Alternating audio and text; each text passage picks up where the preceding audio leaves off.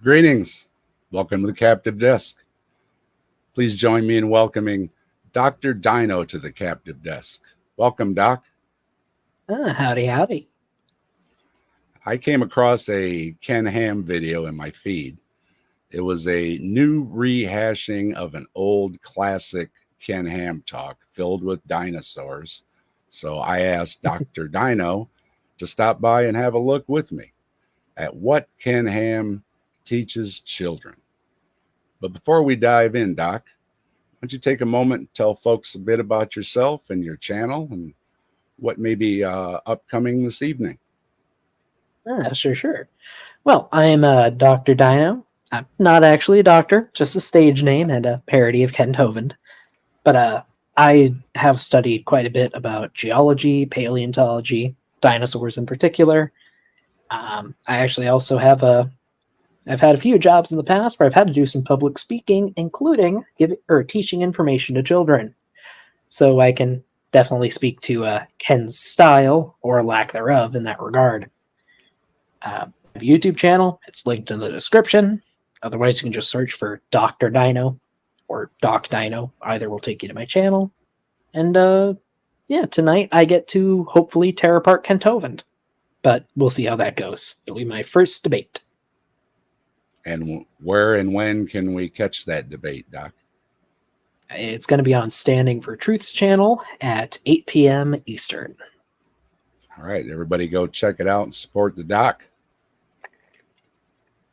All right, we've got this video, and like I said, I came across it, and it's like, boy, this looks really familiar. And of course, it's the classic Ken Ham video of burned in a lot of our brains.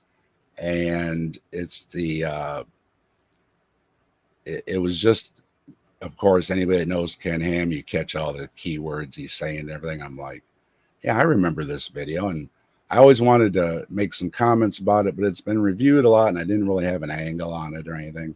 But seeing how he's repeating it, and it's word for word, the man, to his credit, has his shtick down pat. So we're going to take a look at this, and I've got some clips already all set up. Hopefully everything works okay, and we'll check the volume, make sure everybody can hear. Hopefully everything's good. I did a test yesterday, so fingers crossed, and I see Trees in the chat. Thanks for helping me with the test last night. Appreciate it, brother. And the beginning here is just going to be a little fun with showing how word for word that Ken Ham is with his shtick. So we're going to take a look at this, and then we'll take a look at the clips, and we'll have a few comments. And anybody in the chat got any questions, shout them out, and we'll see what we can do. Okay, here we go.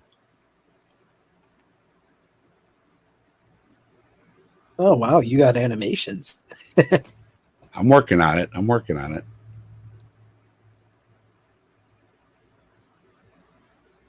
This is for all the boys and girls. Put your hands up if you've heard of the word evolution. Oh, we've all heard of that. Okay, hope your mums and dads saw that. Put your hand up if you've heard that people evolved from ape-like creatures. Yep, we've all heard that. And put your hand up if you've heard that dinosaurs supposedly lived millions of years ago. You know what? The whole world has heard about that, basically. In answer to some questions I'm going to ask, put your hands up if you've heard of the word evolution. Oh, look, I think everybody has. Around the world, actually. Put your hands up if you've heard that people supposedly evolved from ape-like creatures. Yeah, I think we've all heard that. And put your hands up if you believe, but if you've heard that we came from, that dinosaurs lived. How's the sound? Everybody hear everything okay? You hear it okay, Doc? Yeah, I can hear it all right. Everybody in the chat hear it okay? But he's already repeating himself. That sounds like it's a good portent of things to come. 65 to 200 million years ago. Yeah, I think we've all heard that. Also, dinosaurs lived. What is that on the right? The teaching of evolution millions of years causes. On the right of the stage, what is that supposed to be?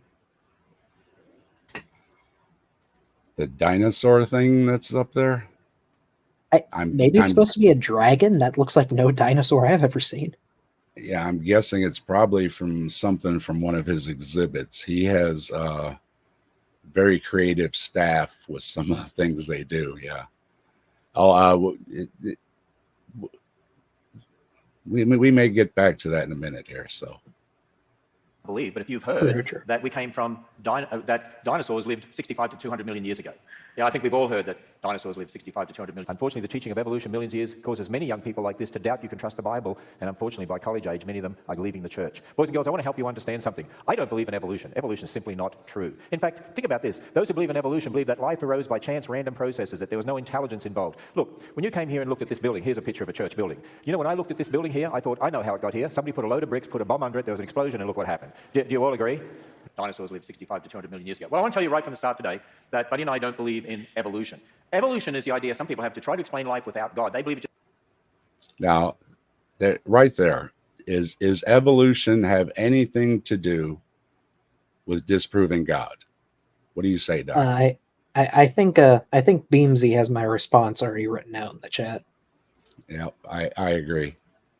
Yeah, no, there are plenty of great Christian scientists. Like, well, not just Christians, people of many faiths. I've met Christians, I've met Hindus. Beamsy, I don't know if he wants to say what his religion is, but he's religious. Like, you don't have to be an atheist or reject the Bible to be a scientist. You just have to respect the evidence and follow to the conclusions that the evidence leads. Well, we know that the creationists like to set up that it's the atheists that are making all these scientific decisions, when in reality, just by the numbers, most scientists are going to be religious in some manner or another. If they're now, just a little religious or a lot atheists. religious, but they're going to, just by the numbers, they're going to be religious. Yeah, there are more atheists in the sciences just by proportion than the normal population. But there are still plenty of religious people. And I did a video. One of my first videos was with Adam in the Holy Land. He was working at the university in Israel, and he said, God doesn't come up. They're doing physics in the lab. Yep. And we'll roll out the rest of this here. Just came about by chance, random processes. It'd be sort of like this. Here's a church building. How did it get there? Well, somebody put a load of bricks, put a stick of dynamite, there was an explosion, and look what happened. Do you think that could happen by chance, random processes? No, dinosaurs lived millions of years ago. We're going to talk about that in a moment. And I certainly don't believe that ape-like creatures evolved into people. I mean, did your grandfather look like that? I don't think so. Did your grandmother look like that? No, I don't think. So we don't believe in evolution. We don't believe that dinosaurs lived millions of years ago. And we certainly don't believe we evolved from ape-like creatures. I mean, did your grandfather look like that? Don't think so. Did your grandmother look like that? No, hope not, because if you can, you shouldn't be here. You see, here is a human foot, but here's a chimp's foot. But a chimp's foot doesn't look like a foot. What's it look like? A hand, that's right. You see, they're designed to do what they do, and you're designed to do what you do, and you don't do what they do, and they don't do what you do. In fact, here's a man, and he's looking at a chimp, and he says, I can think, compose music, build bridges, fly airplanes, make computers. What can you do? And all he can think about is what? Oh, did you hear how you said that? That was awful. Banana. And that's the other thing. He loves to criticize people. Oh, the way you kids say that is awful. It's like, well, I mean, I will say, just from a public speaking standpoint, yeah, he's definitely a showman. He has this down. He knows his audience. He knows how to play to them. And I feel like that you're saying it awful was more like a playful thing. It's good to have a healthy back and forth with your audience, even if he is preaching. Like, keeping them involved like that, it helps. He's big on, he wants to teach everybody proper English. So, yeah, you know, I'm in Australia. Proper Australian English. I want your teachers to know that the original English is what we do in Australia, so you have to listen very carefully. We say banana. Can you say banana?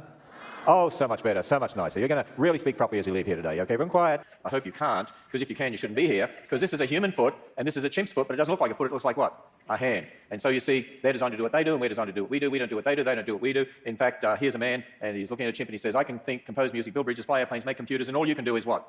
Think about banana. Do you realize how grating that is? Banana. That's an American way of saying it. It is. Yeah. See, Australian language is much more musical. It is. I mean, you think of this. Banana. Can you say banana? Banana. See how musical that sounds? It sounds pretty good. Yeah, it does, doesn't it? Okay, now I hope you know how to say it the right way. So, okay, everyone quiet. Hey, boys and girls, I don't believe in evolution, don't believe in millions of years. I certainly don't believe people came from ape-like creatures. I believe what the Bible says. You know, the Bible is a very special book. There is no other book like it in the whole world. It's a book that God says he had written to tell us who we are, where we came from, what the universe is all about. In fact, you know what I call the Bible? I call it the history book of the universe. Let's say. Now, up until that point, I really don't have a problem with what he's saying. he believes that the Bible tells all kinds of things on how to be and how to live and how to do things, and I'm not going to disagree with the religious part. The point of this is he then says it's the history book of the universe, and he's going to have them repeat it. Watch. Say that together. The history book of the universe. One more time. The history book of the universe. It is a book of history. So we certainly don't believe we came from ape-like creatures. We're very different to the apes. We believe what the Bible tells us. You know, this is God's sorry, book. I also just want to point Go out, ahead. it's not the only religious text that claims to have every answer. Now, I'm not going to argue against Christianity in this. I'm arguing against Ken Ham, but you got to acknowledge that Christianity is not the only religion that claims to have the answers to the universe. It's not even the first. Correct. And But yeah, the billions of dead things. Oh boy. Yeah, don't worry, it's coming. Yeah, I know. I know. Of course it's coming. So, but again, yeah, so it's the history book of the universe. Now, the problem with that is the Bible really doesn't touch on the universe very much. It talks about the heavens a lot, but that can be interpreted in many different ways. And when it does mention things like the stars will fall to earth, it doesn't seem to be correct about things in the universe. Yeah. I'm also just curious, that Bible, the cross is transparent. That's odd. Like Ken Ham has this one artist that I think does all his stuff and his cartoons and everything. So I think that's just his style, maybe. To us, God had people write a book for us to tell us who we are, where we came from, where the whole universe came from. He tells us about major events in history. So So that was my little mix up there. I mean, I could have done more, but I didn't want it to go on and on and on. But I hope everybody gets the idea that these videos, I think, were at least 8 years apart, because the one he's talking about, I think it may be in an upcoming clip. He mentions the president, and it's Obama. So, and then the updated version, when he's up there with Buddy on the stage, that was from a few years back, when I think just before Buddy had his health issues. So, oh wait, what was this last segment jumping between the past and present? Yep. Oh, I couldn't tell. I thought he was just repeating himself in the. No, this could be a decade apart. Huh. So that's how well he has it down, just to make the point. And that's what caught my eye, is that, wow, he's got this down pat, and same jokes, same slides. I mean, he did change the I think from an ape to a chimp with his "Is this your grandma?" pictures with the lipstick and stuff. So he tweaked it a little bit, but it's the same thing, and it's solid, and he repeats it, and he has the kids repeat it, and it sticks in their heads. What do you think? Is he good at it? I mean, looking at him as a public speaker, he definitely knows how to talk to an audience. I will say that. And yes, he hasn't updated it in years. At least doesn't seem like he has so far. But I mean, at the same time, that's sort of what you do when you have a reoccurring show. So I'm not sure I can really harp on that too much. Because when you're preaching for 2 or 3 decades, you're going to do that. Well, and as you know, coming up with Kent Hovind, he has his down pat, and it hasn't changed much over the years either. Oh, yeah. So they get it down, and they stick with it, and they won't back down. They won't change it. They won't ever admit any of it's wrong, and they will just keep going until they can't go anymore with it. Yeah. Okay. Meanwhile, there's like college professors. Some don't update like this, but a lot of them do update their presentations every year with new information. Yeah. And they'll even mock their earlier presentations with how incorrect some of the stuff was. Oh, hey, real quick, I want to say hi to everybody that's showing up in the chat. Good to see everybody. Beamsy, Ember, Ozo, Sorry I if I think don't it's got that right. Ozho. Ozho? Just Is that guessing. is that a play on a word, I'm guessing? I have no idea. And look at the trees. Thanks, my brother. Always good to see you. And for everybody that doesn't know, Trees and I do the Grassman Chronicles the last Sunday of the month. So join us for that. If you're into Bigfoots and aliens and all that kind of good stuff, we do that the last Sunday of the month together, and we have a good time. And let me see, make sure I hit everybody here. And Vesta, hello. Hello, hello, hello. If I missed anybody, hello. All right. So here we're going to get into the first of the business now. All right. Ready? Yep. I had a little boy once come up to me on stage and he said, Mr. Ham, he's about 9 years old, and he said, Mr. Ham, well, who made God then? I said, well, son, here's the problem. If somebody made God, you have to have a bigger God who made God, right? Yes, sir. Well, I said, now you've got another problem. Yes, sir. Well, who made the bigger God? You have to have a bigger God who made the bigger God who made God, right? Well, yes, sir. I said, now you've got a problem. He said, I know. Who made the bigger God? You have to have a bigger God who made the bigger God who made the bigger God who made God, right? Yes, sir. Now you've got a problem. I know.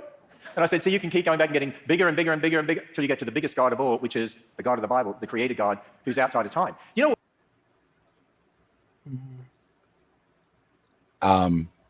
I notice a theme too with these creationists. They like to put their power on people and make kids cry. Yeah. Is it yeah, is that it an happens more than a few amusing times. is it an amusing anecdote to be telling to kids or not? What do you think? I mean, if you didn't put so much whine or like a tearful whine into the kid's voice, I think it would be okay. But I mean, he's identifying there is a problem with an infinite regress. Although I'm not sure a bigger god would need to be the cause for a god, but that's a whole different deal. Well, of course, it's his God, so it's already presupposed. So Yeah. all right. Anyway, I don't really think that it's amusing, but I don't really like the guy, so that's another reason I wanted to have another opinion here. So Yeah. Here we go to the next one then.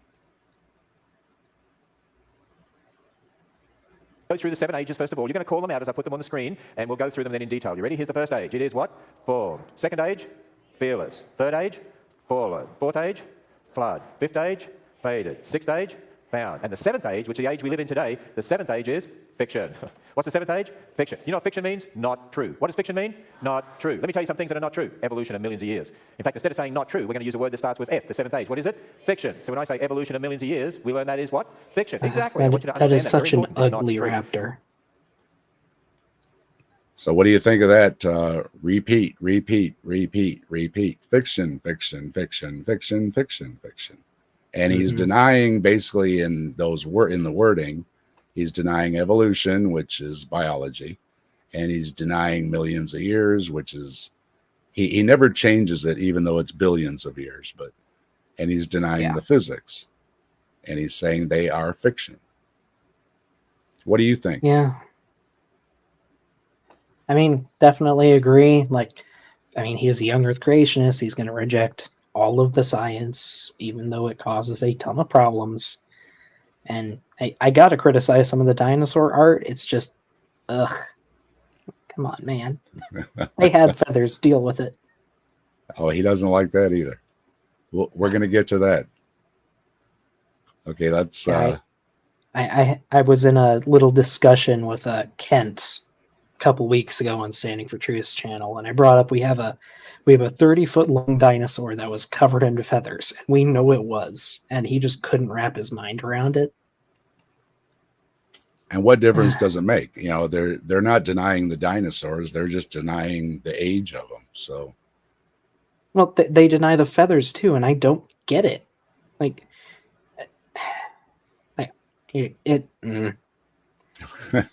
It's a whole different discussion, but it irks me.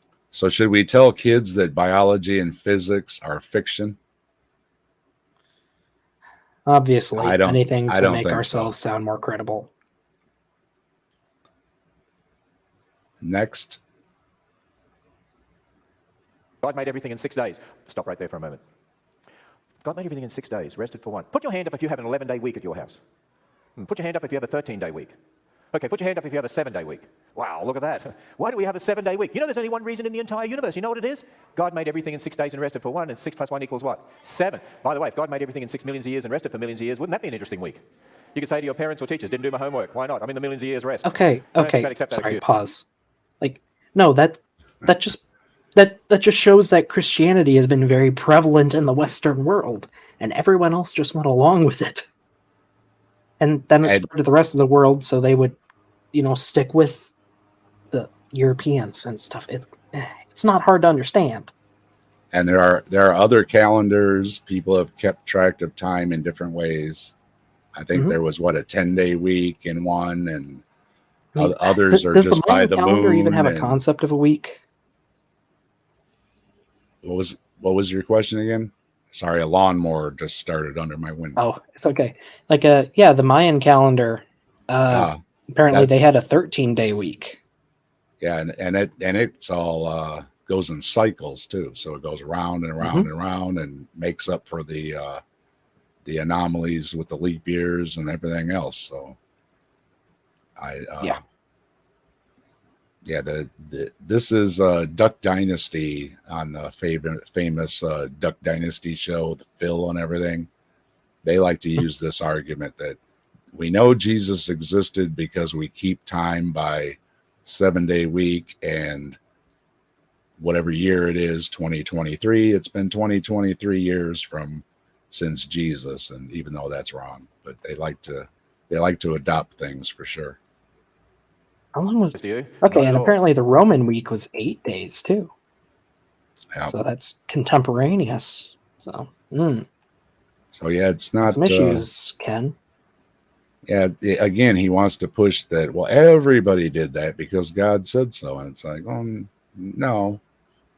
The way I understand it is mostly it was by the moon, and they just divvied that up.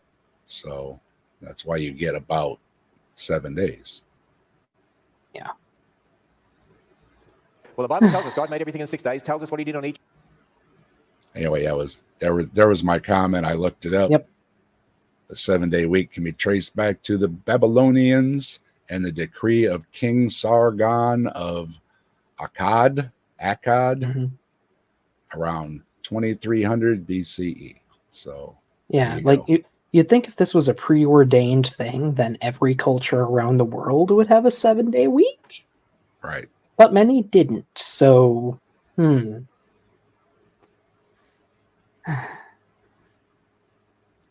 Next on the disinformation list. Oh boy. Or should we be saving the commentary until these screens pop up? Or are you okay with interjecting in the segments? No, go ahead. You got something to say. That's why you're here, brother. This is my first time seeing your stream / being in it. So I don't want to interrupt your format. Yeah, no problem. Go ahead. Our image. You see, man is different to the animals. Humans are different to the animals. He made them in a different way. The animals aren't made in the image of God. We are. Which means, by the way, we're not just an animal. You know, mums and dads, many of our textbooks have man listed with the animals. We need to put man separate because humans are not like the animals. We're made in the image of God. I want you to say this after me, boys and girls. I'm not just an animal. Can you say that? You're not. You're made in the image of God. Look at some of the animals. Okay, I could be wrong, but isn't there a passage in the Bible that literally says humans are animals and it's only our own pride that prevents us from seeing that? I don't know the particular verse. Maybe somebody could help out in the chat. Hello, James. Good to see you. Yeah. Atheist Mo. Thanks for stopping by. I could swear that's a thing. It's possible. Well, I know can that. You hear me? Yeah, I can hear you. Right. Okay.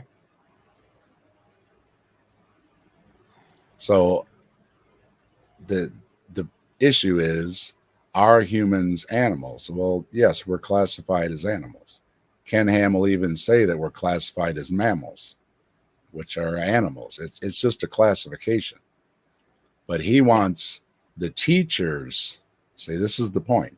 He wants the teachers to teach that humans are a separate all on their own species and outside of everything else. And that is where it flies in the face of the biology of it. And Atheist Mo actually has a Bible quote from us. So if I may read a verse, I also said to myself, as for as for humans, God tests them so that they may see that they are like the animals. So, yeah, the You Bible are says right. we're animals. Very good, sir. Yeah, thank you. Thank you, Atheist Mo. Thank you. Always good to have the help. Appreciate it. I mean, yeah, like the definition of an animal is pretty simple too. Eukaryote, meaning you have a nucleus in your cell, you move around, and you're multicellular. Those are the basic parts of being an animal. And yeah, humans fit all of those. Like, there's a few more particulars, but those are the basics. Well, I don't see anybody in the chat disagreeing either. So There's like a humans 20 are second animals. Yeah, humans are animals. Kids, if you're watching, parents, if you're watching, it's just a classification. No, nobody's trying to insult you or anything else. If you want to believe God made you, that doesn't change how science classifies us as vertebrates and mammals and many other things. So, but it's a scary word, apparently, to Ken Ham.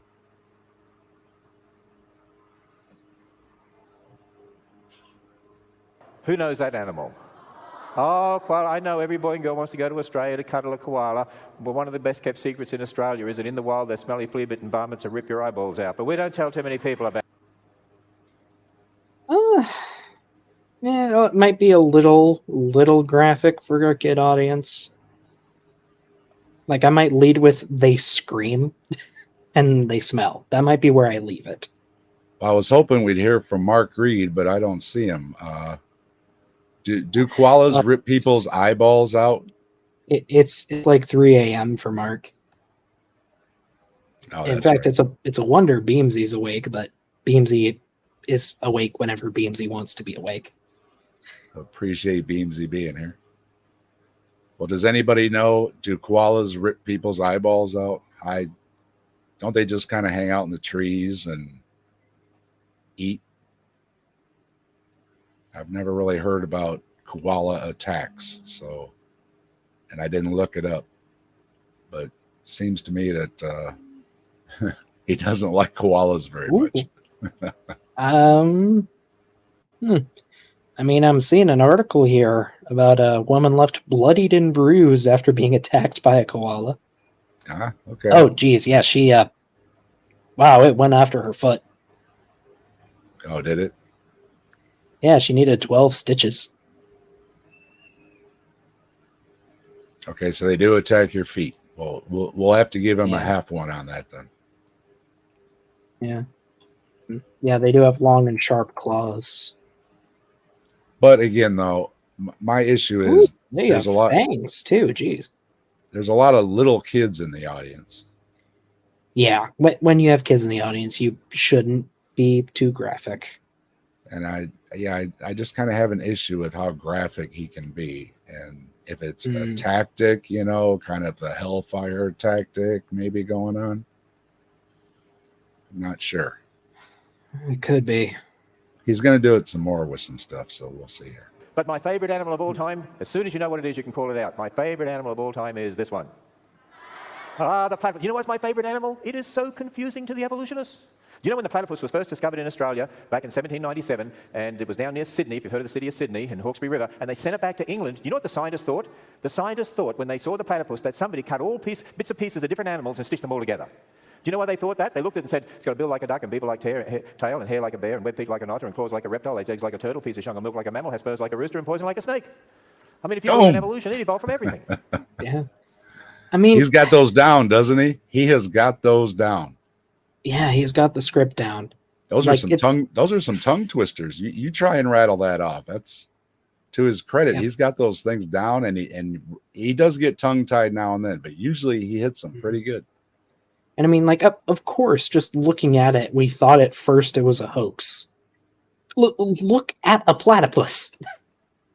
But like once we actually figured out, no, it's a real animal, then no, it's not confusing at all. It's just a really weird mammal because it's one of, I think it's two genera from this very obscure group of mammals that's all but extinct.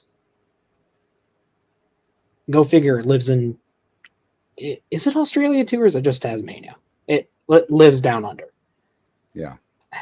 Like they're weird, but they're not a mystery. And do scientists think the platypus evolved from everything? No. No, that's not how that works. Just because they have different things doesn't mean they evolved from other species that have those things too. Yeah. Like, no, they just retain a lot of weird ancestral mammal traits. Well, one of their favorites is the bombardier beetle, and they say, "Oh, look at the bombardier beetle." But a lot of other insects use the same methods. It's just they all do it a little differently. So, yeah. To be fair, insects are really freaking weird.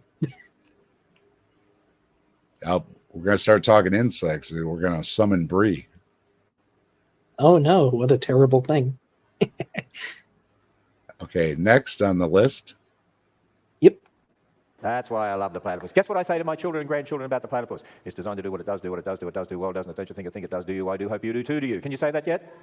No? Okay, we're going to say it together. You ready? Let's say it together. It's designed to do what it does, do what it does, do it does, do well, doesn't it? Yes, it does. I think it does. Do you? I do. Hope you do too, do you? Okay, take a deep breath. Get some oxygen to your brain. We're going to take it up a level. Keep up with me. Are you ready? Here we go. It's designed to do what it does, do what it does, do it does, do well, doesn't it? Yes, it does. I think it does. Do you? I do. Hope you do too, do you? Okay, take another deep breath. We're going to go up to another level. Are you ready? Here we go. It's designed to do what it does, do what it does, do it does, do well, doesn't it? Yes, it does. I think it does. Do you? I do. Hope you do too, do you? Okay, one more time.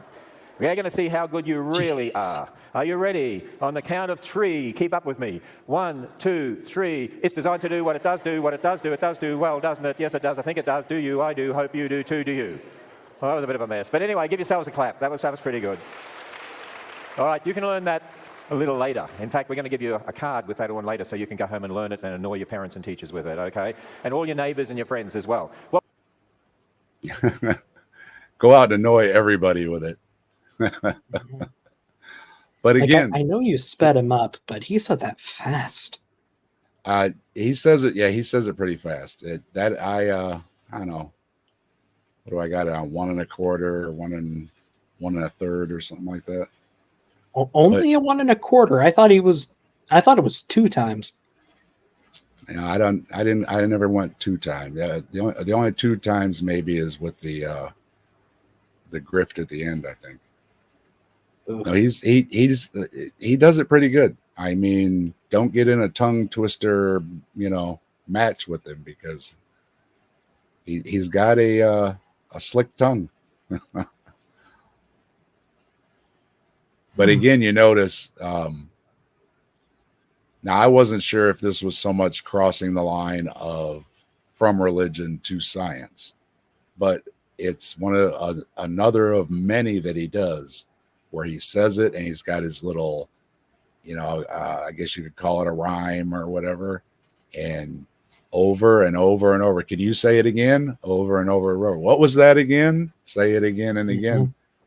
And he has people come up to him many, many years later and tells Ken Ham all the time, I still remember blah, blah, blah, blah, blah, blah, blah, because it's stuck in their heads. Mm-hmm.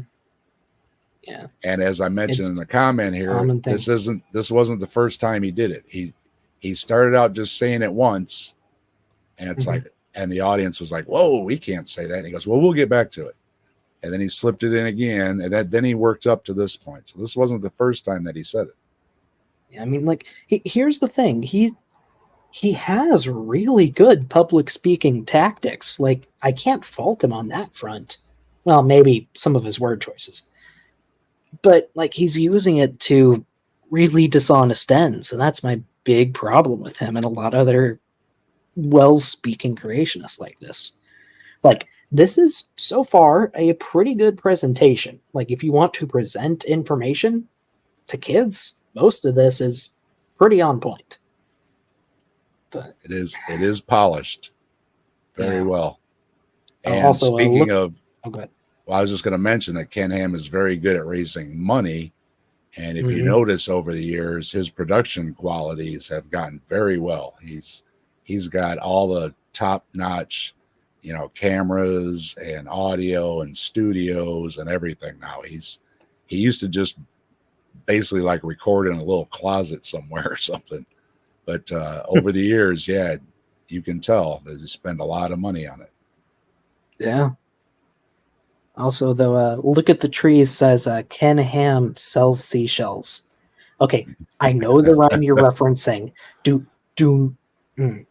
That rhyme is about a woman named Mary Anning, and she does not deserve to be mentioned in the same lecture as Ken Ham. Shoot, Not one of the we're first not female worthy. We're not paleontologists. worthy.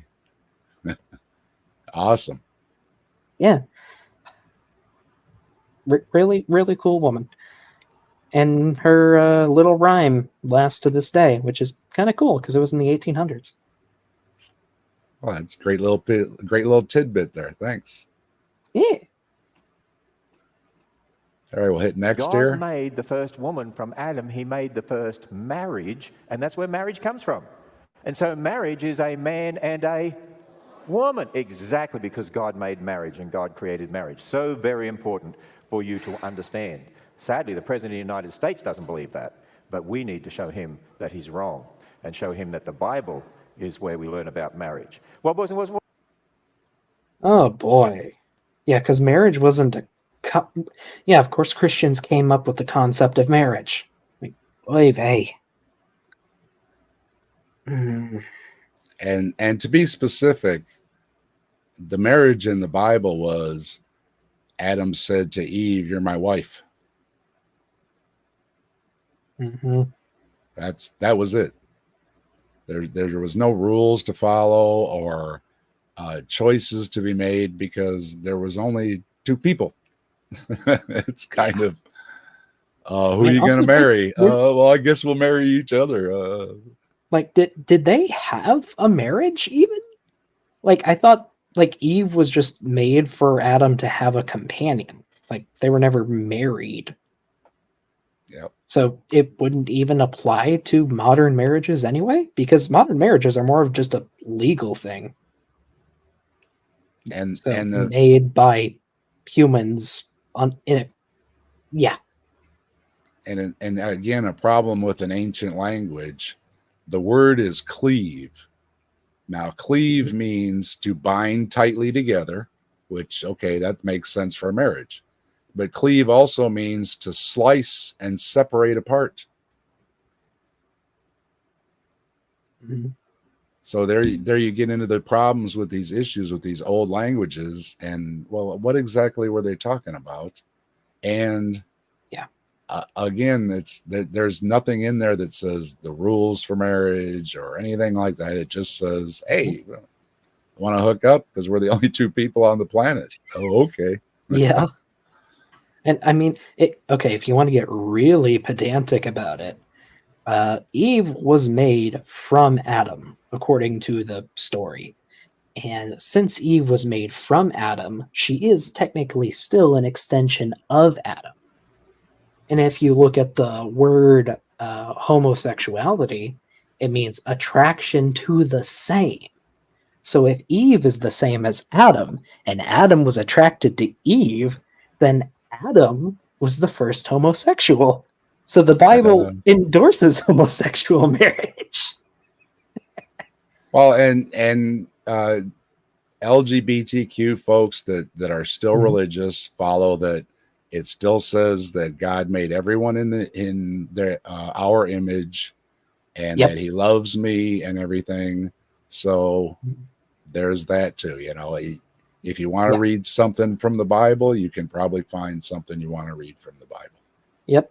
And just in case anyone's curious, the thing I just said there is also just an example of you can twist basically anything you read in religious scripture to suit your own ends. Ken Ham does it constantly. I can too. We're both using the same book. But again, this is crossing the line of we need to tell the president that he's wrong and has to Mhm. follow our religion. Now, that's not how our country works. I'm in the United States. Other countries may not be the same, but here, no, that is not what the president is supposed to do. Yep. Just because you think your bigotry is correct does not mean it should be made law.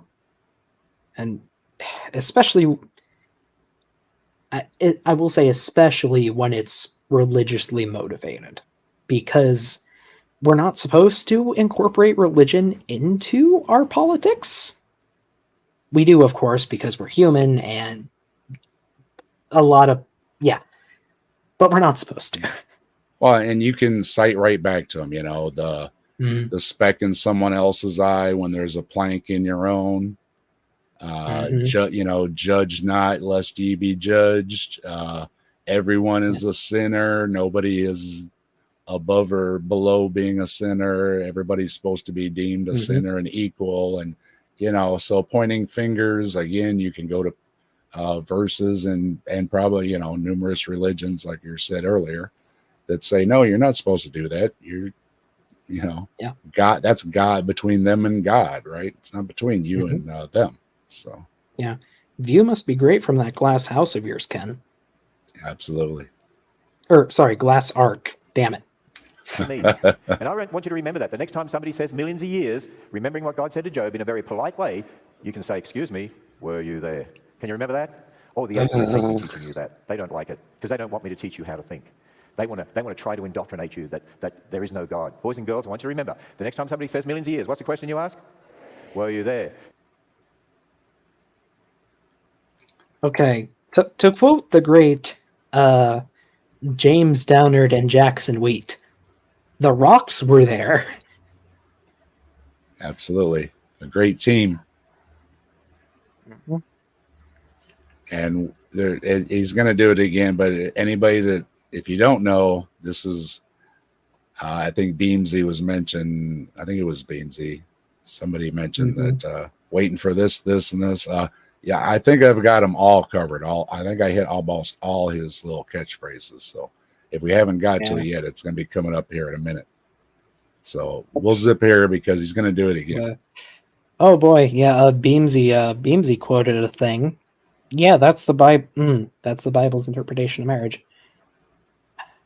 It's the you have to pay a woman's father 50 shekels if you do certain things to her without her consent, and then she's yours. Yep. So, or maybe a couple sheep or goats in exchange. You make a deal for your daughter. Yeah. And like I say, he's going to hit it again here. God. Who's the only one who knows everything? God. So who should you always trust first, God or the scientist? God. And I want you to always remember that. Always trust God's word first. And again, see, this is crossing the line. I have no problem saying, hey, this is what God says, and this is what the scientists say. But he's making them, or he's forcing them into a corner. They have to choose. You know what I mean? Yeah. Like this is part of why I call young Earth creationism a gateway drug into just distrusting science in general. Because like the Venn diagram of young Earth creationists to anti-vaxxers is a pretty overlapping pair of circles, along with many other conspiracy theories. And climate change, and they're scared of electric cars and windmills and everything else. And the gays. And the LGBTQ community. And they have to have a target or they are just not happy. Doesn't matter what it is. It can be M&Ms, and I'm not trying to compare M&Ms to human beings, but the point is they always have a target, from M&Ms to gay people to brown people to it has to be something. Yeah. They always have to have a boogeyman to rail against. I can't remember where I saw it, but there was a really good documentation of like the church was super against equal rights for black people and white people. Then, when the civil rights legislation actually got passed, they had to immediately shift to abortion as a topic. And then in the 2000s, that got shifted again towards gay marriage. Like they always have to find a new boogeyman to set up for their following. Of Noah's day, I wonder what people called them before Sir Richard Owen invented the name dinosaur. Because you'd think that all these fascinating creatures, people would have seen them and written about them and Here it comes, Doc. Be ready for it. talked about Oh, them. no. I wonder if there's a word people use around the world. Can anyone think of a word that everyone knows about, that they're very familiar with, that could be references to what we today call dinosaurs? Does anyone know what word I'm talking about? Dragons. At the Creation Museum, we have a Dragon Legends exhibit. Why? Because many of your dragon legends, when you read them and then when you look at the descriptions of the dragons, many of them fit what today we call dinosaurs. So we think that many of your dragon legends are based on encounters with dinosaurs. No, not really. No. Like, keep in mind, there are thousands of different interpretations of what a dragon is, stretching all across many different cultures. So maybe just to focus on some of the most common ones. Like European dragons, no dinosaur was a hexapod. No dinosaur ever had 6 limbs and or that we know of, that got preserved in the fossil record. No dinosaurs ever breathed fire. If they had tried, they would burn themselves to death. And we have no dinosaur, like non-avian dinosaurs are not in the fossil record above 65 million or 66 million years ago or thereabouts. Like just none. And I know he doesn't accept the fossil record, but you'd think that some dinosaurs would have made it to the upper layers of the flood, whatever deposits. You'd think at least a few of them. Well, my argument is, why didn't the very large, brachiosaur or what's that the new big huge one that they have? There's a few. Let's just say a titanosaur for a catch-all. Titanosaur. Okay. Why didn't it just stick its head up above the water while the rest of them were drowning? Right. I mean, in fairness, they would only reach about 50 or 60 feet off the ground, and the flood was supposed to cover mountains. But they don't have to move fast, though. They can move slow, and they can still be keeping their head above water, even though the rest of them are scrambling. True. And sorry, I mistimed the alarm. I was supposed to go off tomorrow. Do dinosaurs float? From what we know, dinosaurs would have been excellent swimmers. Okay. And yeah, this doesn't do much to talk about all the aquatic reptiles that were there at the time of the dinosaurs. Like there were still mosasaurs at the end. There were plesiosaurs. He might try to point to like sea serpents and Nessie, but we don't have a body. If we had a body, it'd be pretty definitive, and it'd be easy to see because they were air-breathing reptiles. You'd probably find them somewhere close to the equator where a lot of ships go. Like, I'm not sure if it made the cut, but he did cover Behemoth and Leviathan from the Bible, saying one was probably like a plesiosaur, and both of them breathed fire and everything. Yes, I don't know if it might be on the editing room floor here. We'll see. Okay, he's got some more coming up here. Yeah, as far as I know, they try to say sauropod. As far as I know, it's an elephant. The description pretty well matches an elephant. And Leviathan's just I go with it. I go with a hippo because it lies covertly. So either way, though, you'd be surprised. Elephants can be really stealthy when they want to be. Yeah. Yeah, it can go either way. But yeah. I lean hippo because hippos bite boats. And in case you didn't know, see, I got my hippo shirt on. Nice. Hippo is my spirit animal because nobody messes with a hippo. No. They eat boats. They don't care. So, but that's why I lean towards hippo, because warning against a hippo is a good warning. So, Oh yeah, that they out of all the mammals in Africa, they kill the most. but here's some more for you, Doc. Creatures that live on this earth. Man, if you can have a fish that makes electricity, a bug that lights itself up, a beetle that blasts out cannons out of its rear end, I think we could have fire-breathing dragons, don't you? Absolutely, definitely. Oh, no. And as you just mentioned, breathing fire is a lot different than expelling noxious chemicals into your enemy's face, correct? Yeah, like the evolutionary mechanisms you would need to be able to breathe fire. I straight up don't think or don't know if they'd be possible in a vertebrate. Just the way vertebrate body plans work. I don't know if it's possible. And especially without damaging yourself. I think got some more here. Yeah. Do you know there were some dinosaurs as small as chickens? If they'd have survived. Okay, now some dinosaurs were as small as chickens. Now everybody pay attention because he's going to switch it all around. Ready for it? If they'd have survived to today, we would have had Kentucky Fried Dinosaur instead of Kentucky Fried Chicken, wouldn't we? And you know what's interesting? When evolutionists eat Kentucky Fried Chicken, they believe they're eating dinosaur because they believe dinosaurs evolved into birds. Yes, birds are dinosaurs. Yeah, you just said some dinosaurs were like chickens. Let me see. Okay, let me see if I can find a picture. Because a picture of Archaeopteryx got brought up in a book I'm trying to read. Yeah, a picture of Archaeopteryx without feathers. There was a dinosaur, used to be called Compsognathus, at least the fossil was, back in the 1800s, I think.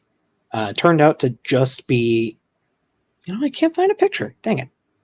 Turned out to just be an Archaeopteryx without any feather impressions. And here, may I share my screen? Absolutely. All right. So, just gonna have to look at a picture of Archaeopteryx. Like, take away the feathers, this would look like just about any other small dinosaur. And this is a chicken-sized animal, if you want to use that as a measurement. Does Ken ever talk about Archaeopteryx? Like ever? Yeah, they cover about everything. They have a lot of videos. So, yeah, I'm curious what he thinks of it, because who's the one bird guy that everybody always cites that dissents from believing Alan dinosaurs? Fiducia? Yeah, that's who they cite all the time. Better. Yeah. Just gonna go ahead and say these are not collagen fibers. Can I find a better resolution image? Yeah, that's a good one. Thank you, Wikipedia. Yeah, Alan Fiducia is a weird dude who thinks that feather impressions for dinosaurs are collagen fibers. Mm-hmm. There's a lot of science to go into that, so I'm just going to say in short, no, they are not. We'd know if they were, and they aren't.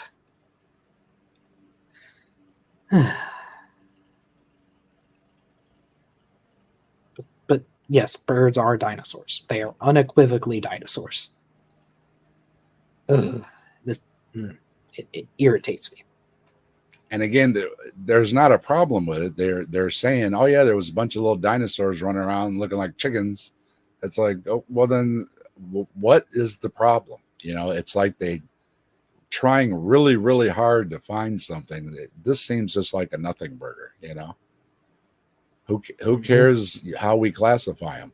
Kent Hovind says all the time he doesn't care how science classifies things. So why he says the animals don't care how we classify. Oh yeah, right. Okay. And it's just like, nope, no, duh. We're the ones classifying them. But at the same time, they'll agree we're all mammals, we're all vertebrates, etc. So it's really hard to pin them down. So. Yeah, they've had to concede on that. You know, we live near the Cincinnati Zoo. And when you go to the Cincinnati Zoo, they have a bird exhibit. And you know what they say on that bird exhibit? Dinosaurs went extinct millions of years ago, or did they? And then they say, no, birds are essentially modern short-tailed feathered dinosaurs. So you walk in, you see all these birds flying around, and you say, oh, look at the dinosaurs. Isn't that stupid? I mean, it really is. Oh, you know what? There's a word I use for that. It's called fiction. Do you remember that? What does fiction mean? Not true. It's certainly not true. You're literally looking at picture, like, the evidence of a dino bird and just saying it's stupid.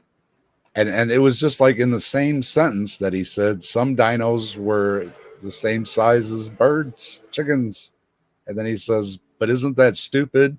Thinking a dinosaur could be the size. And hold on, he's not done. Mm-hmm. Yeah, I saw a T-Rex falling off a cliff. True. There's no way dinosaurs could have evolved into birds. They have different bone structure, different air, a way of doing things with getting air into their body. It's absolutely impossible. Okay, Again, no and no. It's impossible for dinosaurs to be the size of birds, but he just said you know why he likes saying that some dinos were as small as birds? Why? So he can fit them on his ark. Oh, yeah. He has a few on his ark. He does. But yeah, no, what he just said there, bird bones are completely different and the way they breathe is different. No, we know from scars on dinosaur fossils that many of them breathed in the exact same way as birds. Like air sacs going all the way throughout the body, bones that are hollow but webbed or spider webbed with crisscrossing pieces of bone to make them strong yet light. Like an Allosaurus is just a big cassowary. And we're also saying it was small dinosaurs that evolved into birds. We have plenty of small dinosaurs. Not a T-Rex, Allosaurus, or a sauropod like Hovind likes to show. I think it's just because they can do their little funny cartoons. Hovind does it too with the big huge dinosaur that looks like what's the cartoon? It's usually like a Brachiosaurus or something. But yeah, you know how they're always they got the little tiny little wings on their back, you know. Pete's dragon. Pete's dragon. That's the one. Oh yeah, yeah. Where he's got those little tiny little things on his back. Yeah. So I think it's just because they can make fun. Because what difference does it make how we classify it? So yeah. But he does harp on it a lot. The live action remake of that movie was sad. I was hoping it'd be better. Because people who believe in millions of years, mums, dads, and teachers, believe that the fossil layers were laid down millions of years before man.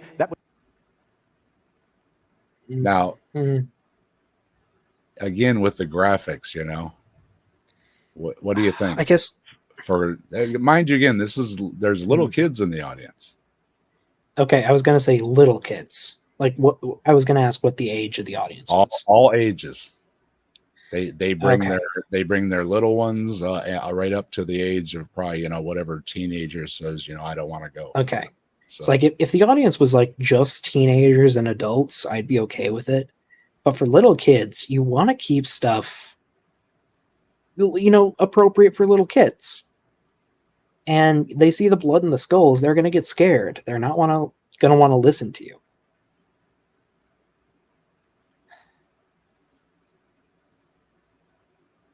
Teeth and then again, plants. So originally you have T-Rex chomping away on plants and so on. See, look at this skull here. You think, wow, that's a savage-looking creature. Actually, that's a skull that belongs to a giant panda that eats mainly bamboo. Yep. What about this little creature? This little creature lives in Australia. You say, that's a savage little creature. He flies around Australia and he just rips into fruit. He's a fruit bat. You look at this monkey from South America and you might say, what does it eat? Anything it wants. Actually, it's a vegetarian. Did you know that most bears have teeth that look like a lion? Now, if you look, this is a great picture because he's got molars, or if it's not the correct terminology, I call them molars. Yeah, there are molars. These are for grinding. Yep. So yes, it has these, but the T-Rex is missing these. Mhm.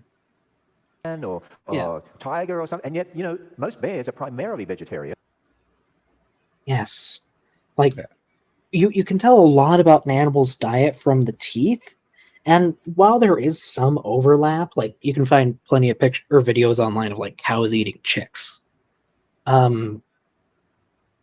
Like a carnivore cannot fully sustain itself on plant matter without a lot of evolution to specialize in it. Case in point, pandas. Pandas have many, many, many changes from your standard bears. And I left out the shark part, but he also uses the shark because people say, well, Mr. Ham, what about the great white shark? And again, they don't have teeth for grinding. And yes, they can bite and swallow just about anything, Yeah, but it's the thing is is it too, it's not nutritious to just eat? about the teeth. Yeah, is it Like, nutritious to eat or not is the question for him. yeah, like besides the teeth, the major thing is just how big your guts are and how good you are at extracting energy. Because it takes a lot more work to extract energy from plants, and what you get from them is usually a lot poorer quality than just meat. It's like I was just I explaining think to my like the wife yeah, that's why the bears rip the salmon up and only eat the good parts, because yep. they don't want to burn more energy digesting it than they want to fatten up. So yeah, they only want to eat just Yep. those good parts. Like I think the intestines of a lion are only like 10 or 12 feet long, whereas us humans, you humans, I'm a dinosaur. Your intestines can be up to 20 feet long, and like a comparative sized herbivore, like even just comparative sized primate, like say a gorilla, their guts might be like 30 feet long or more, just because you need so much more tissue to absorb the nutrients. So a T-Rex literally didn't have enough space in its gut for vegetation, unless it was only eating like nuts or something, and its teeth just wouldn't do that. Now, Ken Ham thinks T-Rexes survived on watermelons. So Oh no, watermelons are one of the worst things you can eat. There was no death, Mm. bloodshed, disease, and suffering millions of years before sin. Think about it, mums and dads. Without the shedding of blood, no forgiveness of sins. But if you got the shedding of blood millions of years before sin, what has the shedding of blood got to do with the remission of sins? I just again mentioned that if one of my Ozzy albums had a cover like that, the religious Mm. groups would be upset about it. Oh yeah. Do you agree? Yeah, I agree. But it's in the name of God, so it must be okay. That's why we get sick. Has anyone here been sick before? Oh, we've all been sick. How come we get sick? Because of our sin. Do you know why there was... Yeah. Also, is the dodo like a mascot of theirs? So I've noticed there's a lot of dodos in these drawings. He likes to point out that things go extinct because they're intelligently designed to go extinct, I guess. Yeah. But Well, God must kids, hate 99% parents, of its creations. anybody listening, we do not get sick because of some mythology. We understand diseases and illnesses and germs and all these things a whole lot better than people did a couple thousand years ago. Yeah.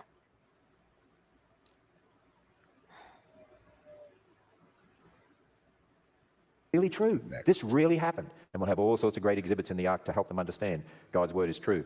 And we're going to help them understand how all the animals fitted on the ark. You see, a lot of people today say, well, wait a minute, dinosaurs couldn't go on the ark because they wouldn't have fit.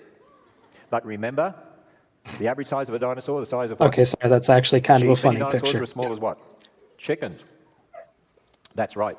The Bible says, Again, Mhm. as small as chickens. And look at the picture. Yeah. Put some feathers on that. I'll pull them back off and put it in the oven. That's a chicken, right? Yeah, they should all have feathers anyway, but he's not going to do that. Especially I mean this that looks like it could be hanging in the butcher window, right? Yeah. With the with the feathers off. I mean, Again, it just why they are harping on they're not it's just something that they just, like I say, it makes funny jokes, I guess, is the There's two of each kind of land-dwelling, air-breathing animal went on board Noah's Ark. Two of each kind. Probably mums and dads, that means two of each family. And again, dinos size of chickens, it can't be birds. He repeats it over and over. You know what happened? If there really was a global flood like that, you'd expect to find billions of dead things buried in rock layers, laid down by water. There it is. Said the thing. There it is. All over the earth. You know what we find? Billions of dead things buried in rock layers, laid down by water. Sorry, all over the earth. quick In fact, I want you to learn side that. In the chat, someone saying Christianity sometimes makes me nauseous. I mean, real quick hashtag, not all Christians, but I do agree with, preachers like Ken Ham. Yeah. Like, and just standing up there and lying to kids like this, just... I'm not an educator yet, but it makes me angry. And I had a little talk before the video with Doc telling him that this is not an attack on religion. Okay. Yep. This, if they want to keep their religious stuff and they want to teach their religious stuff, especially in this country, they have the right to do it, whether we agree with it or not. Our issue and my issue is, and Doc seems to be in agreement with me, is when they're not just teaching about their religion, but they're giving bad science information that has nothing to do with the religion, really. Yeah. Side note, I think I know who that skull belongs to, just above dead things. Like, I might actually know the specimen. We will talk about religions in another video.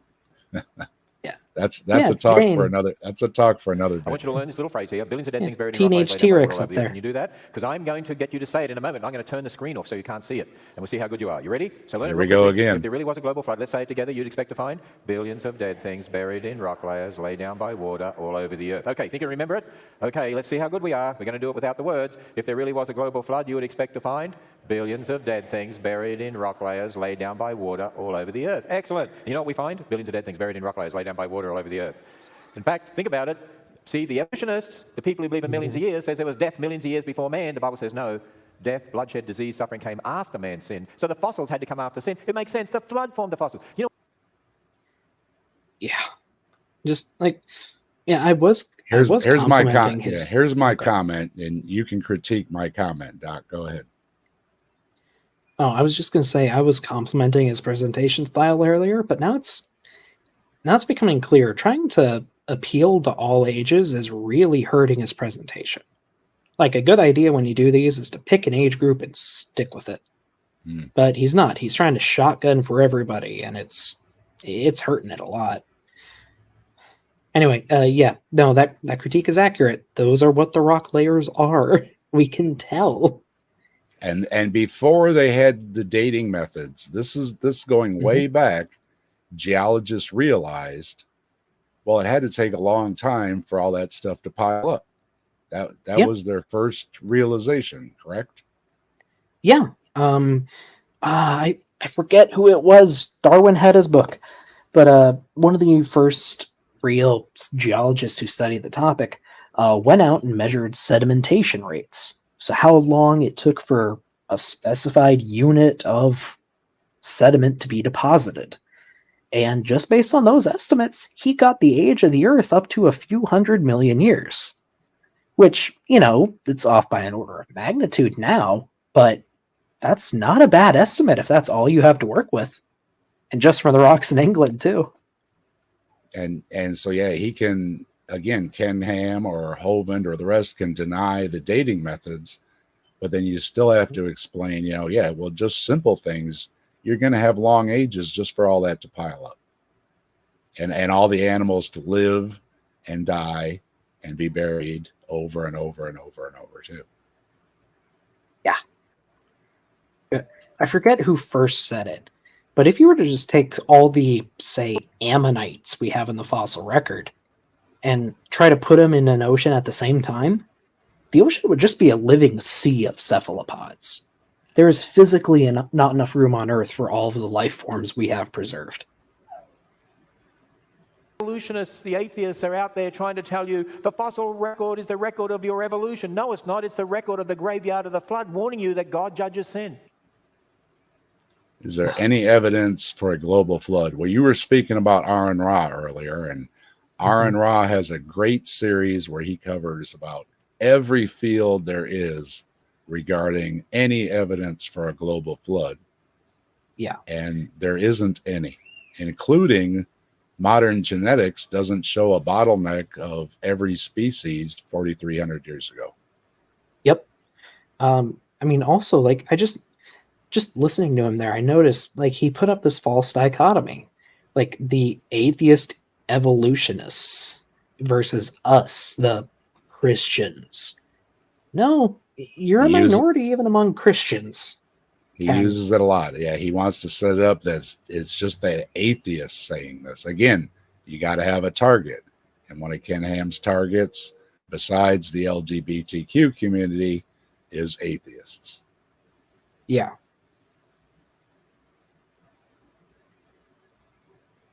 Boys and girls say, Mr. Ham, doesn't it take millions of years to make a fossil, though? No, it doesn't. Here's one of my favorite fossils. It's a fossil teddy bear.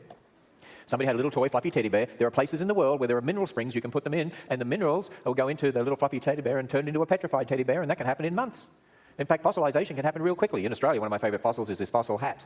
A miner left it in a mine in 1830. They dug it out 50 years later and found it changed from a soft hat into a hard hat. Did that take millions of years? No. Again, it's okay, funny. Stick it in water for a month, and it'll be back to a normal hat. Like, sorry, most of these things they bring up, they just have a mineral crust on the outside. They're not fossilized.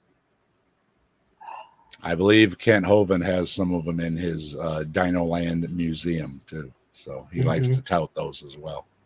But yeah, no, this is not the same as a bone being replaced with minerals. It's just not, because like Doc said, you soak it, wash that stuff off, you have a hat again. If you soak the bone or the fossil, you're never going to have a bone again. Yeah, and just on fossils taking millions of years to form, it depends on the method of fossilization, depends on the area, the size of the bone, or whatever it is. There's a lot of variables there. I believe the current estimate is anywhere from a couple thousand years to up to 1 million, depending on the situation. Okay, there we go. And yet all over the earth, there are billions of fossils, billions of dead things buried in rock layers, laid down by water all over the earth. You'd need an awful lot of water and an awful lot of mud, because to make fossils, you've got to cover them quickly to preserve them. An incredible amount of mud all over the world. Sounds like what? The flood. That's right. And you know how long ago Noah's flood was? According to the Bible, about 4,300 years. How long ago was Noah's flood? 4,300 years. That means most of your fossils would be how old? 4,300 years. And then people say, but fossils are millions of years old. And then you ask them a question. What's the question you ask? Were you there? Exactly. All right. How do you counter it? Were you there? No, we weren't there. Were you there? And also, there's a link in the private chat if you want to show it. A lot of fossils just weren't deposited by water, and we know that. It's really easy to tell, Ken. There you go. I posted it. Yeah, those are the fighting dinosaurs. 2 dinosaurs that died fighting each other when they were killed by a collapsing sand dune. On land. And you didn't have to be there to figure that out. Nope.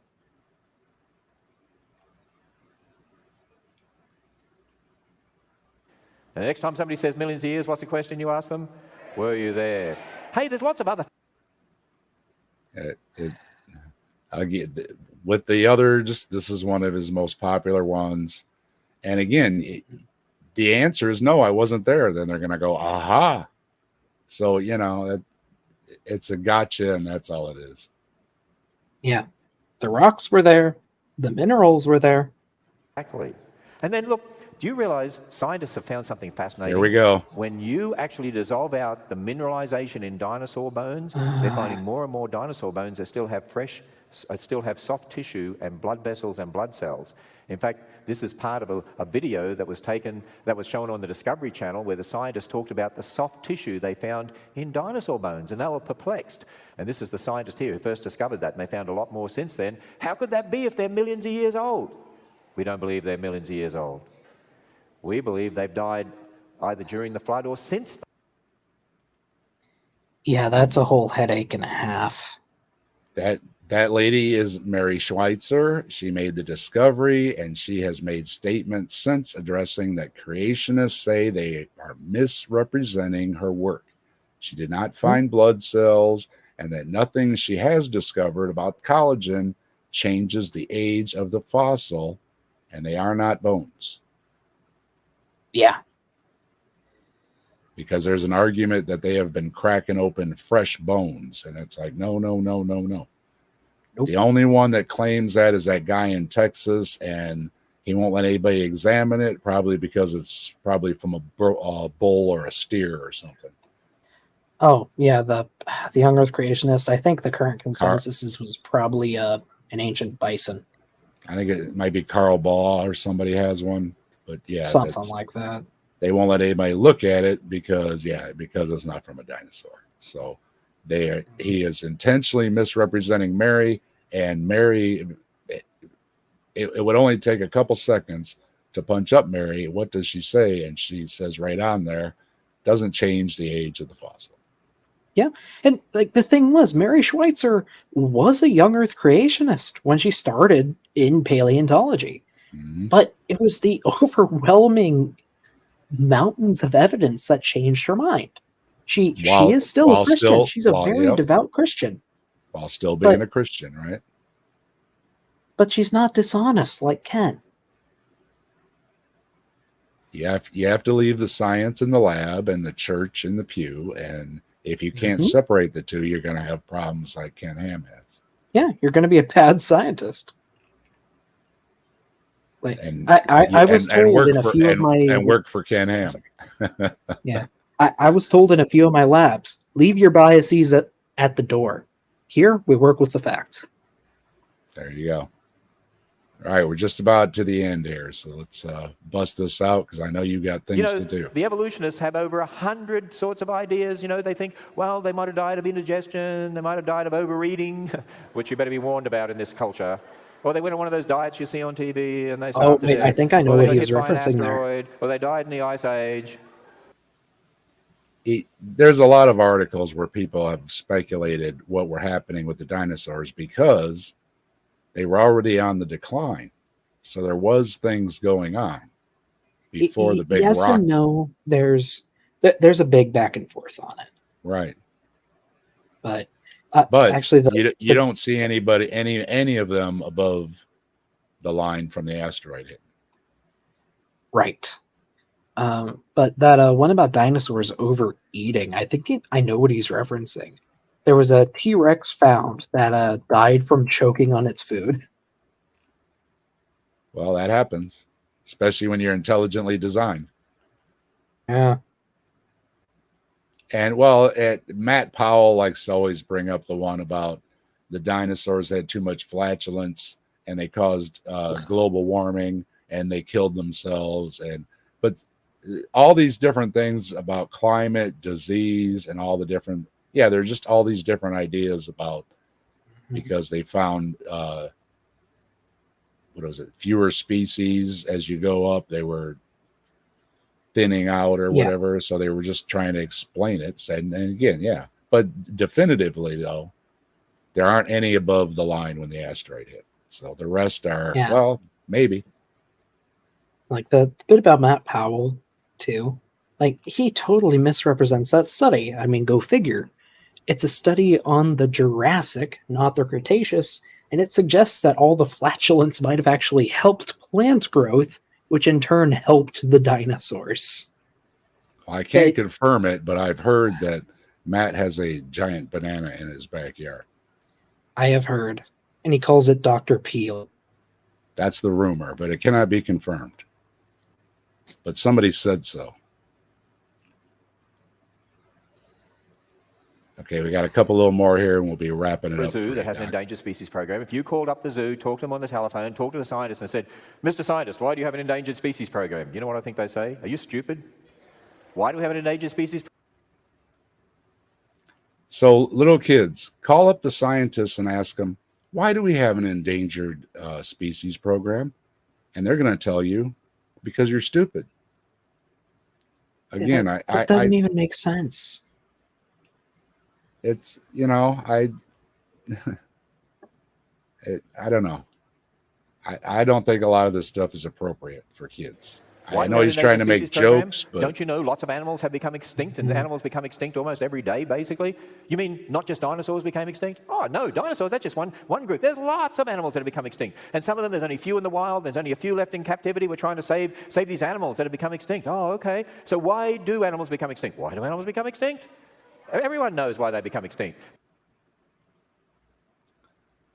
scientists don't know why species went extinct. Now, wait, everyone knows why species went extinct. He just, I think because he's talking so much that he just sometimes doesn't even realize what he says in his little shticks. But Yeah, there's a lot of, we know why. Let's say if the dinosaurs were having issues or disease or anything else and all those speculations, it doesn't change the fact that rock came along that one day and wiped them out. So he again likes to say, oh, they don't know why, but then he's also saying at the same time, but we know why. It's very confusing. People clearing land, climate's changing, lack of food, diseases, killing each other. Now, you heard him say climate's changing, right? Because he's going to catch himself. He's going to catch himself. Watch for it. Catastrophes. There's all sorts of reasons animals become extinct. Oh, okay. Well, what happened to the dinosaurs? Oh, we don't know. That's what I already said. They Lots were of other animals maybe declining, and then they finished them off. Conditions on the earth. By the way, I do believe in climate change. It's changed Here it because is. of the flood. See, he caught himself because he said, oh, yeah, climate change makes things go extinct. But his big argument is always that things won't go extinct unless God wants them to. So I think he, caught himself a little bit, and you know what I mean? Been changing ever since because of the what floods. did God have against the passenger pigeon or the dodo? What did the dodo do to God? It's an adorable looking little guy. I mean, yeah. To do with millions of years, and certainly not to do with what man has done. Man's contributed hardly anything to climate's changing. It's mainly because of what's happened to the earth. Al Gore gets it all wrong because he doesn't believe the Bible. And there you go. There's climate change thrown in there. Man is not doing anything to the climate. That's what he said. We've contributed next to nothing. It's all because of the flood. And all the science. Of course, he says Al Gore, which, Al Gore is, pushing the extremes in his movie and everything. But it's not good. I mean, you're looking around, we're already seeing the effects, so it's. Yeah, I think Ken needs to go read A Silent Spring. Well, Ken likes to say the climate changes all the time. There's 4 seasons every year. And the Bible says there will be seasons for seed and harvest, et cetera, yeah. And that's most of your politicians get it wrong because they don't believe the Bible. And so you know what happened? Lots of animals have died out.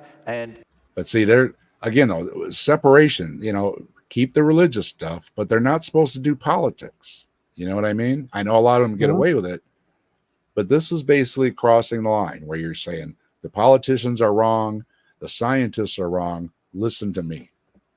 That's the problem. The dinosaurs died out, and there's no mystery. It's only a mystery if you believe fiction. Millions of years. And by the way, mums and dads, you understand the whole philosophy of millions of years. That's partly what drives what the politicians are saying about climate change, because when they... And here he goes again, mixing it all up. Animals go extinct all the time because they were intelligently designed. Okay. And climates change, but Ken doesn't believe in climate change. Just that the climate changes when it's convenient for his argument. Is that how you read it there, Doc? I mean, basically, was this a mashup of the earlier and later lectures, or No, this Was is this all from one? yep. This is all from the one. Yep. Oh. So can't even keep his own story straight in the same lecture. That's Nope. The little lovely. mix up was just at the beginning. This is all taken from the same the older one. This is the older lecture. Because I say the president he was mentioning was Obama. So, but I was showing the mix up to show that the new one is exactly the same. However, Buddy Davis is singing a lot in it with backup singers and is really awful. And I didn't want to use that one. So, I mean, hey, much appreciated. I used this one. But again, seeding things against climate change to children. Even from an evolutionist perspective, it's not stupid. Who's heard of the horseshoe crab? Okay, they are living today. And in fact, I actually took a photograph of this one in Gatlinburg at the Ripley's Aquarium. Who's been to the Ripley's Aquarium? So close to here, I'm sure many of you have been there. And you know what the sign says about the horseshoe crab? Here's what it says. The horseshoe crab has survived virtually unchanged for 300 million years. It forgot to evolve. One of the most ancient living creatures on Earth, they existed 100 million years before the dinosaurs. Yeah. Yeah. But virtually unchanged doesn't mean they didn't change. They did change, and they speciated at least 4 times by my quick Google search. Yeah, that's like saying crocodilians have survived basically unchanged when the crocodiles we have today are a very specialized version of a much larger family. Coelacanths, too. They're just a deep water specialist of the family. And they They didn't also forget to evolve. They were just good at what they were doing. yeah, the coelacanth is did speciate as well too. Mm-hmm. So again, this is just throwing things out to it's bad science information, and it doesn't have anything to do with religion whatsoever. Yeah. The most ancient living creatures on Earth, they existed 100 million years before the dinosaurs. Wait a minute. So here's the evolutionist saying 100 million years before dinosaurs, you had the horseshoe crab. Then they lived with the dinosaurs, and dinosaurs died out 70 million years ago, and the horseshoe crabs live today and live beside people. So the horseshoe crab lived with dinosaurs, and the horseshoe crab lived beside people. According to evolutionists, wait a minute. Wait a Man minute. lives beside the horseshoe crab. Why is it silly to believe man lived beside dinosaurs? You see how he did that? Okay. You gotta give it to him for that one. That was creative.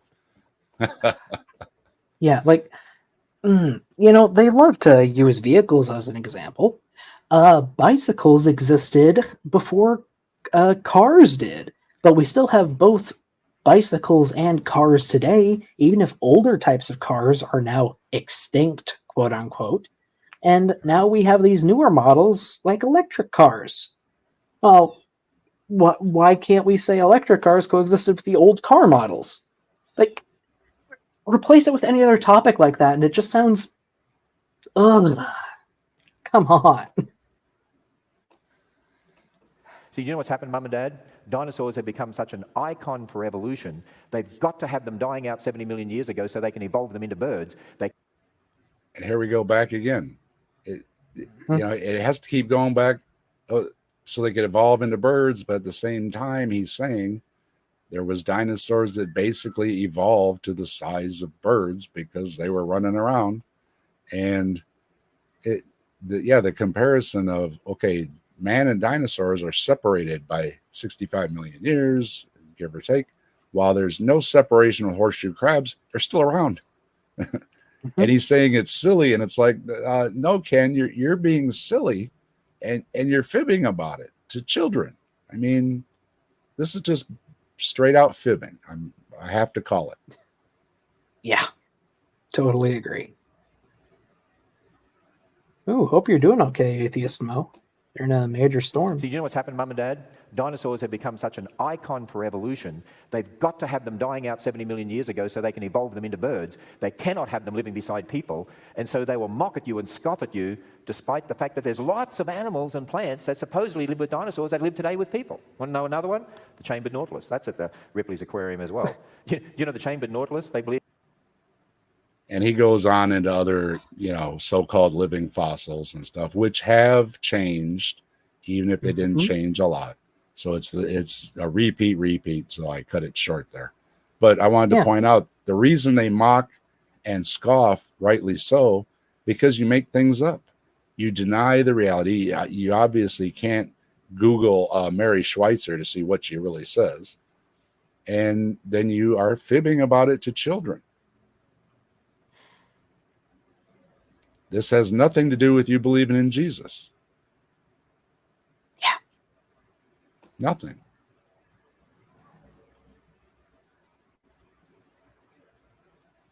Know another one? The chambered nautilus. That's at the Ripley's Aquarium as well. You know the chambered nautilus? They believe goes back 400 million years, supposedly. In Australia, there's a crocodile exhibit that has this sign. The crocodile body plan has not changed much in over 240 million years. There's another one that forgot to evolve. You know what's interesting? The animals we have today look like the ones in the fossil record. Isn't that a surprise? Of course not, because evolution's not true. Yeah, they change. Crocodiles, alligators, they're all the same kind. They can look a little different, but they still look like crocodiles and alligators, right? And this one, it says it's older than the dinosaurs. Do you realize crocodiles, according to evolutionists, live with the dinosaurs, and they live today beside people, yet they will not even allow anyone to believe, from their perspective, you can't have dinosaurs living with people, because they have to have dinosaurs evolving into birds as part of their evolutionary belief. What did he just try to say? I'm not sure, but again, this is a good one for near the end, because that was just it was kind of amusing. I mean, it's yeah, and that sign is talking about modern crocodilians. We have galloping crocs in the fossil record. We have tree climbing crocs. We have bipedal crocs. We have fully aquatic crocs. We have so many. And he said they change, but then if you notice, he's also saying, but there's the same as they were with the dinosaurs that they are today. But no, that's not what you just said. You said, yes, they change, because he knows there's different sizes and different species and everything. But he's got to try and play it both ways. Yeah. Kalazia just said it pretty well. It's just a word salad that's supposed to mean something. It was a mouthful, wasn't it? I've chuckled about it a couple times, and I've seen it a couple of times doing all the editing, and I'm still chuckling about it. I think the dressing expired. Truth. Because when you go to the Indianapolis Children's Museum, you read a lot of fiction in their dinosaur exhibit. You know what you read? Millions of years, millions of years, millions of years, millions of years, millions of years, millions of years, millions of years. It goes on for millions of years, millions of years, millions of years. Keeps going on for millions of years, millions of years, millions of years, millions of years, millions of years. It's indoctrinating children in millions of years, brainwashing children in millions of years, millions of years. Hey, boys and girls, aren't you pleased there's a creation museum that tells you the truth? Ugh. And again, you notice, he does these little things, you call it a little ditty or a rhyme or whatever you want to call them, and he's got it. What have we covered? 6 or 8 of them in this video. And he sticks these things in children's heads while ignoring, here's my comment, radioactive decay rates used to date rock layers are laws in physics because they do not change as far as we know. Yep. Yeah, I don't have much more to add. Other than I think I might have a salad for dinner. That actually sounds kind of good. Just bought some new Caesar. Excited to try it out. This is going to be just about time because I got a puppy and I hear the puppy out there making noise. He must be hungry. So. Oh dear. Yeah, but he's been really good though. He doesn't whine much, and he's been going outside to go and everything. So he's been a really good puppy. So we're real happy. What breed? We got a chocolate lab mix. Oh, they're so cute. I had 2 black labs, and we just had to put one down a little while ago, and we think the other guy was lonely, so we got him a new friend. So. And it took them a little while to warm up, but the last few days they've been running and playing together and everything. So they're making friends and taking him under his wing and showing him how to smell the trees and everything. So yeah, my family's always been fond of collies and terriers. Had a few rat terriers in the last few years, and they're fun. The labs are just so smart. It's like they almost understand you. I tell them what room to go in. They do it. They don't require a lot of training. They're a great dog. They're great with kids and everything. And it'll get the critters in the yard, but it doesn't bother the cat in the house. So. All right. I don't know. We tried to have a lab a couple times. They required a lot of training for us. Maybe you just got lucky. It is a big dog, so I mean, you have to account for that. So Yeah, all right, ours were all convinced they were lap dogs. Mine wanna be, but I'm old school. The dogs got to stay down. Sorry, but they have their own houses, their own area outside that's all covered, and we put new concrete in for them and everything. It's beautiful. So they got it good out there. That's good. That's good to hear. Okay, mums, dads, and teachers, we have brought along with us out here. Okay. That's the end of the video. But I've got one more little bit to show you here because oh dear, I have a video in case anybody wants to watch it where I give my opinions on what I think YEC is. And I think YEC is just to make money. And if you want to disagree with me, that's fine. But I made a video on it. Check it out if you want. And here is my example because, well, you see for yourself. And then we'll wrap things up. You go around the corner here, down there, at the back here, and we have a tremendous collection of our resources, and you can buy them at all sorts of discounted prices, put them together in different combinations. This is one of the greatest investments I believe you can make in your kids and for you. The book Dinosaurs for Kids goes through the 7 ages of dinosaurs. It's sort of middle school upwards, but you can even use it with little kids and show them the pictures and teach them from it. This one here, it has a lot about dinosaurs in there too. We have 3 rhyme books, Ernest for Noah, A.S. Adam, D.S. for Dinosaur. They're actually teacher notes that go with them. They're a rhyme book, they're beautifully illustrated, and we've seen more kids who've committed their lives to the Lord Jesus Christ through, say, A.S. Adam than any other of the kids' books we have. They're preschool, kindergarten, grade 1, 2, that sort of age. This one is a whole walk through the Bible, emphasizing the Bible's book of history, beautifully illustrated, middle school upwards. We have a book on dragons, one of their most popular books. This one, a brand new one. In fact, my son-in-law, Bodie, put the dragons one together, and this one. It's a great book. You can use the whole family. It's a great big book, beautifully illustrated, all sorts of fun things to do, and read all about the flood of Noah. And then we have this history book for kids. Starts with Adam and Eve, the flood, and then all the different nations and how they fit together. We actually have a longer one, much more detailed for teens and adults. This book on dinosaurs, The Great Dinosaur Mystery Solved, for mums, dads, and teenagers, even 10-year-old upwards. Answers books. We've got 6 answers books. One of them is specifically on dinosaurs. These are for the kids. These are for young kids. And a talk similar to what I did this morning, not quite the same, but it's based on the 7 C's with Buddy Davis singing with me. Dinosaurs, Genesis, and the Gospel. It's our most popular kids video. We also have Buddy doing one on dinosaurs, Jurassic Ark Mystery, and one on the 6 days. Their creation adventure team. Yeah, if you want to hear Buddy singing, he's got DVDs of Buddy singing, and knock yourself out if you want to listen to Buddy sing. With a robotic dinosaur. And then 30 apologetics lessons for kids, ages 7 through 12. You can use it as like a mini. Jeez, he goes hard on the shit like We also have, for mums, dads, and teenagers, even good readers, oh yeah, year old up, 130 of the most asked questions you're going to get asked today about creation, evolution, the book of Genesis, the Bible, with real detailed answers. And this book, The Lie, that I wrote, really is why Genesis matters, why it's important. Now pay close attention to the title. That's his Pride and Joy book, and he has a part 2 to it. What's it called? Who's he calling liars? Who's he calling liars? The scientists. Mm-hmm. It's a lie. Every mum and dad, every teacher, every teenager needs to understand that and read that. And the issue of the 6 days and the age of the earth, why that's important. I have a set of DVDs, 6 of my main talks I give at conferences, done up as 12, 30-minute programs with a curriculum, and it's highly discounted out here as well. A lot of people use that for their teens and adults in churches or home or homeschool or Christian school. We also have the 25-foot-long fold-out history chart. And we have a curriculum, Answers Bible curriculum. I think we'll have some of the quarters here, actually. This is a 3-year Bible curriculum through the whole Bible. A for apologetics, B, biblical authority, C, chronological. You can use it as a homeschool curriculum, Christian school curriculum, or a Sunday school curriculum. Thousands of churches are now using a Sunday school curriculum. It goes from kindergarten, preschool, all the way through adult. We teach apologetics. We connect Old and New Testament, teach the doctrines. There is no other curriculum like it in the world. And then our Answers magazine. Every home, every school, I believe needs this. It's one of the biggest Christian magazines in America, in the world, and it's a creation Christian worldview magazine, has a mini magazine for kids in the middle. It's won a lot of awards, and if you subscribe, we'll give you a free DVD for each year that you subscribe. Well, there's a lot of other materials. So, does he sell a lot of stuff? Yes, he does. He has warehouses full of stuff, and I also wanted to mention that he is a leader in supplying homeschool education materials. So, what do you think, Doc? Let's sum up my clips and your thoughts on what Ken Ham teaches to children. I mean, good editing, good thoughts from you. I'm disappointed in Ken. Like, most of that was just worthless, misrepresenting science, arguments for credulity. It was just just sad.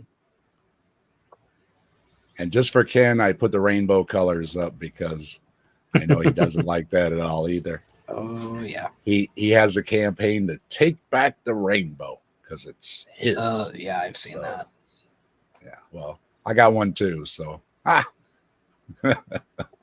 and when I water my garden, there's one out there too. So about that too. This was a nice video to get my blood pressure rising a little bit in preparation for the thing with Kent later. And for those that joined us late and everything, Doc Deino is debating Kent Hovind tonight. Did you say at 8:00? 8:00 Eastern on Standing for Truth's channel. Okay, and I promised Doc we wouldn't go too long on this, about an hour and a half, and we were pretty close, Doc. I think we did a pretty good job. We covered it pretty well.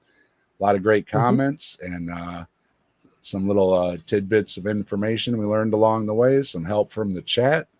I think it was very productive. And anything else going on with you on your channel or anything you want to plug? Go ahead. This is your moment. And oh, by the way, if anybody isn't subscribed to Doc Deino, make sure you go subscribe to Doc Deino. Links in the description. All right. Well, thank you very much. Let's see.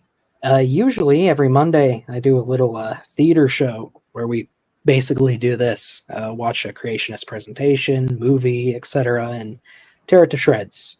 Me, Beamsy, Mark Reed, and Ember. Usually with a guest or two. We're not doing it next week, though. I am going on a little vacation with the girlfriend. Nice. So, in exchange, next Thursday, I will be doing a special stream all about human evolution. It's going to be an open Q&A. Feel free to come have fun and learn a few things. I'll try to put some fun stuff in there. Other than that, not much for me. I think Trees summed it up pretty good here. Ken Ham is a liar kind. Yeah, I agree with that. And for those that just didn't get enough about roasting Ken Ham, Saturday for lunch, we are roasting Ken Ham. I'm going to be joined by Dan Phelps, who's a thorn in Ken Ham's side. Seth's going to be joining us, who worked for Ken Ham for a while. And Answers in Atheism crew is going to join us too, and we're going to roast Ken Ham for lunch. So if you're not doing anything Saturday for lunch, it's 1 p.m. Eastern time. We're roasting ham for lunch with friends. Sounds like a good time. And at the end of the month, last Sundays of the month, is the Grassman Chronicles, where I'm joined by my partner Trees, and we review cryptid stories, alien stories, ghost stories, any of those otherworldly type claims. We're going to try and hit them all eventually. So stay tuned. Doc, it was a pleasure having you on. I appreciate your input, and I hope we can do it again sometime. Yeah, thanks for having me. And best of luck to you in your debate tonight. We'll all be rooting for you. I'll be watching, and I'm sure everybody will go out and support Doc over there with his first debate, and he's going head first with Kent Hovind. So we wish you all the best luck. Thank you, and I will actually have I'll have an open mic after show after the debate's over. Hopefully, Donnie remembers to share the link this time. All right, great. So check that out too, everybody. Doc's going to have an after show too. And thanks to everybody in the chat. Thanks for all the comments. Trees and James, Atheist Mo, Classia, Ember. Oh, that's Atheist Mo. And, yeah, if I didn't hit your name, scrolling through. Appreciate None. Hello, None. Thanks for stopping by. Nerdy. There's Nerdy Rodent. Remember I mentioned him earlier to you, Doc? When you want to move up to that next level, check out Nerdy Rodent's channel. There he is in the chat. Will do. And let's see. I think that's about everybody. Beamsy, thanks for being here. Especially if it was interrupting your sleep. Appreciate you stopping by. And Azho, I thinking I'm getting the Azho thing. And Sandals, good to see you. Good to see everybody. Vesta, and I think I'm back through the list. All right, great.